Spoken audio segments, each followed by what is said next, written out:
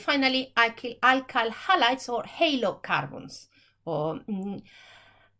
They are carbon and hydrogen based. They can have single, double, or triple bonds between carbons, and they have at least one halogen, either a fluorine, chlorine, bromine, or iodine.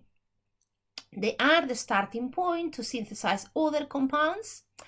Some of them can be very famous, and you might have heard about perhaps chloroform. Chloroform is one carbon atom and 3 chlorines.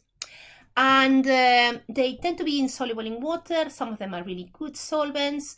The most famous, I suppose, alkyl halides or halocarbons are CFCs, chlorofluorocarbons, which were widely used until the 90s as refrigerants and they're extremely stable until a link was found between CFCs and the depletion of the ozone layer. They were being catalyst in the depletion of the ozone layer, and they are now banned from the Montreal Protocol.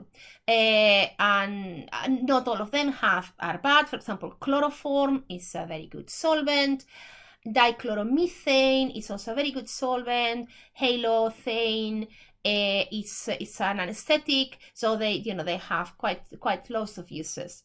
They are named in a similar way as you will name an alkane, alkene, and alkyne. You only mention what halogen you've got, fluoro, chloro, bromo, iodo, and how many you've got. So for example, CHCl3, although the common name is chloroform, if you wanted to name it, you would call it trichloromethane.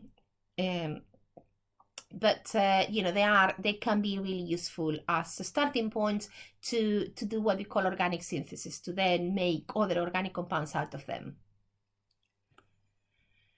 And this is all from me. I hope it was useful. It was a short, or maybe not so short, overview of some key concepts in organic chemistry and how to, the simplest compounds you can have in organic chemistry, which are hydrocarbons, alkanes, alkenes, and alkynes, and halocarbons, when you have a halogen as one of the atoms in the structure. And just a final thought, as a reminder, organic chemistry is the chemistry of carbon, or the chemistry of carbon and hydrogen. It's not natural. There are millions of organic compounds that are synthesized, so it is important that you keep in mind that the way we use organic in everyday life, when we talk about organic crops or organic fruit or whatever, that's kind of a normal use of the word organic in everyday life, but that's not what it means in chemistry. Organic compounds or organic in chemistry means compounds derived of carbon and hydrogen.